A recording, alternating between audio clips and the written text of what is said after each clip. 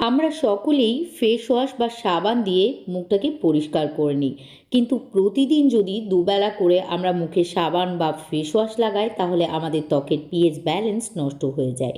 ত্বক আরও বেশি রুক্ষ শুষ্ক ডাল ও ড্যামেজ হয়ে যায়, কেননা সাবান ও ফেস ওয়াশে প্রচুর পরিমাণে ক্ষার থাকে। তাই আজ আমি দেখাবো কি দিয়ে আপনারা মুখ ধুলে আপনাদের ত্বক শীতকালেও নরম কোমল মোলায়েম হবে, সেই সঙ্গে ত্বকের মধ্যে যদি দানা দানা বা গুড়ি গুড়ি হয়ে থাকে সেটিকে সারিয়ে তুলবে।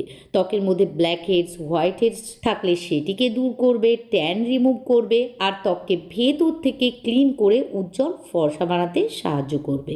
সকালবেলায় আমরা কম বেশি সকলেই খুব ব্যস্ত থাকি, স্কুল কলেজ অফিস আদালতে যাওয়ার ব্যস্ততা থাকে।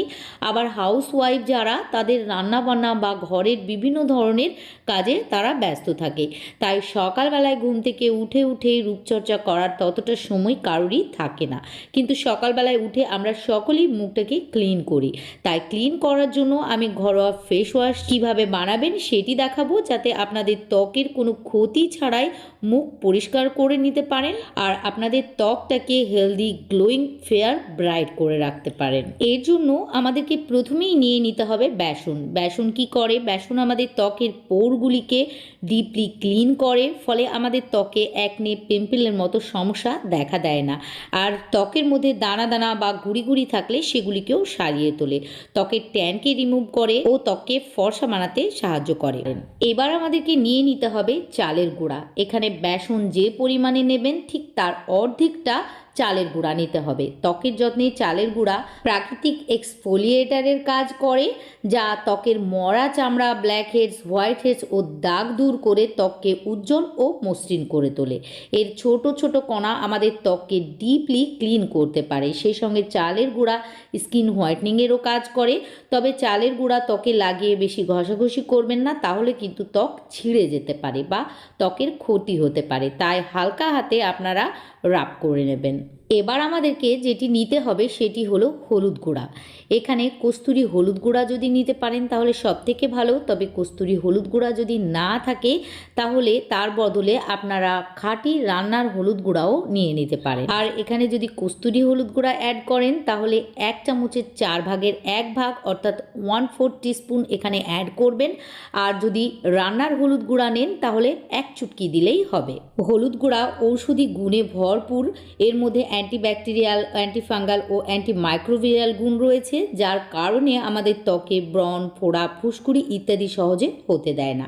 এছাড়াও ত্বকের মধ্যে থাকা কালো দাগ ছোপকে তুলে ফেলতে ও ত্বককে ফর্সা উজ্জ্বল বানাতেও সাহায্য করে।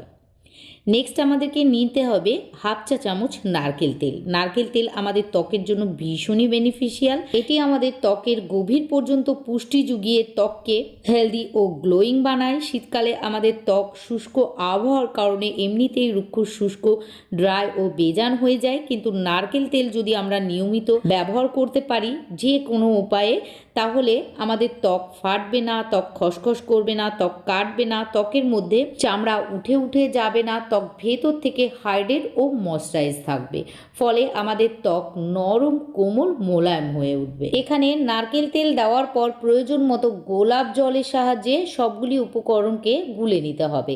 তবে আপনাদের কাছে যদি গোলাপ জল না থাকে তাহলে পানি অথবা দুধ দিয়েও গুলে নিতে পারেন। আর গুলে নেওয়ার পর মুখে লাগিয়ে নেবেন ও হাত দিয়ে হালকা হালকা করে 1 থেকে 2 মিনিট মাসাজ করে নেবেন। আপনাদের ত্বকে যেখানে যেখানে ট্যান পড়েছে সেখানেও মাসাজ করে নেবেন, সমস্ত ট্যান উঠে যাবে। ত্বকের মধ্যে লেগে থাকা নোংরা ময়লাকে তুলে ফেলবে, ডেড স্কিনকে রিমুভ করবে, ত্বকের দাগ ছোপকেও দূর করে ত্বককে ফর্সা উজ্জ্বল করবে। সেই সঙ্গে ত্বককে ড্রাই করবে না, যেহেতু এর মধ্যে নারকেল তেল রয়েছে।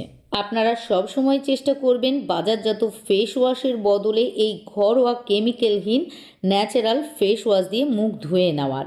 1 থেকে 2 মিনিট মতো আপনারা মাসাজ করে নেওয়ার পর নর্মাল পানি দিয়ে মুখ ধুয়ে নিতে হবে। তারপর অবশ্যই যে কোনো একটা ক্রিম বা ময়শ্চারাইজিং লোশন লাগিয়ে নেবেন। আর সব শেষে সানস্ক্রিন লাগাতে একদম ভুলবেন না।